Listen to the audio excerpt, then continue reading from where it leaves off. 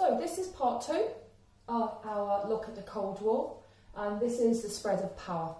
So in the first video we just looked at the different ideologies of the two countries and how one, the USA, followed the ideology of capitalism and how the USSR was following the ideology of communism. We're going to look today in this part at the spread of power and how they diffuse that power across different areas of the world, large areas of the world. So let's take the USA to start with.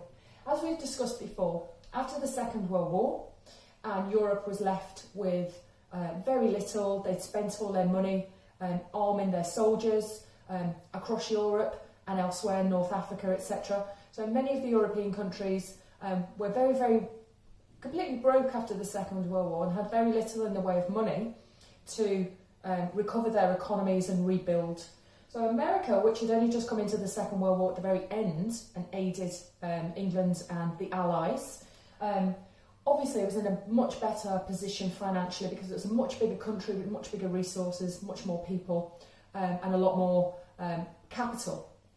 So it came along with the Marshall Plan, which of course is where the US gave financial aid to many of the European countries to rebuild their economies, to physically rebuild their towns and cities after the Second World War.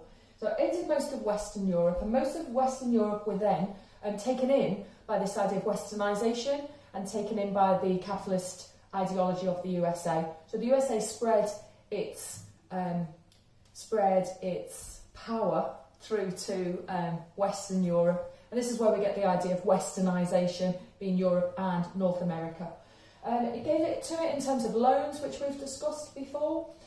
Controlled trade, was able to trade lots and lots of goods to Europe in terms of rebuilding infrastructure, rebuilding businesses, goods that people and companies could buy, etc. So America made a lot of money out of this.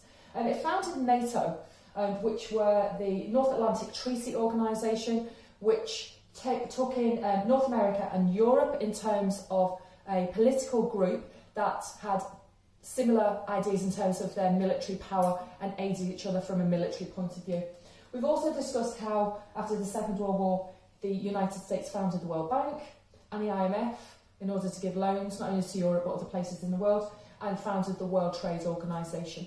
So we see here that from the Second World War onwards, from 1945 for the next few decades, America had a lot to do with being part of many of the major IGOs, the intergovernment organisations, such as these ones here, the G8, the G20, etc. So America's got its finger in lots and lots of pies, and it's spreading its ideology, it's spreading its narrative, which is something that we've talked about before as well.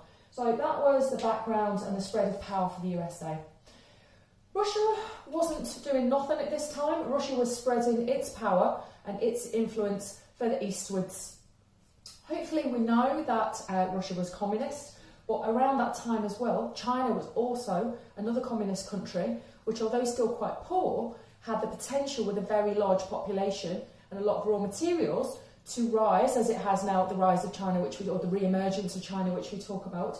So the USSR and China, North Korea, a few of those other Asian countries were very much of the same ideology, capitalist ideology. So Russia spread its influence further eastwards and further southeast into Asia. It took control of countries surrounding the USSR as well in what we might call a buffer zone to ensure that it has really a physical protection in terms of the countries surrounding Russia. So we're talking about Hungary, we're talking about Poland, we're talking about Ukraine, and some other Eastern, what we would consider now as being Eastern European countries. And this was basically to keep the West out and to ensure that if we had any other invasions, as we had in the Second World War, then the USSR had a buffer zone that countries needed to come through before it got to Russia. The other reason why it did this is that it made markets for itself. Ukraine, for example, grew a lot of food that was taken or sold to the USSR, lots of raw materials. Obviously Russia and the surrounding areas were rich in oil. So this is the backdrop to where Russia got its money from, mostly from raw materials, minerals, gold, silver, heavy metals, and obviously oil and gas being a big one. Even now we've still got pipelines within Europe running through the Middle East that are coming from the gas fields of Russia now. So the USSR, China, North Korea and Eastern Europe were taken into something similar to NATO, but this was called the Warsaw Pact. And this was the equivalent of NATO. So NATO was the North American and European countries who were together from a military point of view, were helping each other out. And the USSR had a similar thing called the Warsaw Pact. Both countries obviously did this to extend their power and extend the range of their influence on other places and to increase and improve their economies. So this opened trade routes for both the USA within Europe and the USSR within Southeast Asia and Eastern Europe. And they sold goods and traded between them. And they sold their narrative, and we looked at this when we looked at the Joseph Nye video about how soft power does become more and more important. So although the backdrop to a lot of this is hard power and military intervention, we can see from 1945, 1950s and 60s onwards that soft power and the power surrounding your narrative and your story and selling your story and selling your ideology, that became really, really important. Obviously, we had the English language, which we've talked about before, but within Russia, obviously we've got Russian spoken and lots of different languages within these areas, but it was still this idea of selling their story. And the story here was one of communism, the story here was one of capitalism. So it's about these two narratives being very, very different, but both thinking at the time that their narrative is the one that's going to win through. Spreading their influence around the world to different places, and for many decades until the 1990s, which we'll talk about in the next section, these two countries were the two superpowers. So we are talking about a bipolar power at this time for quite a number of decades.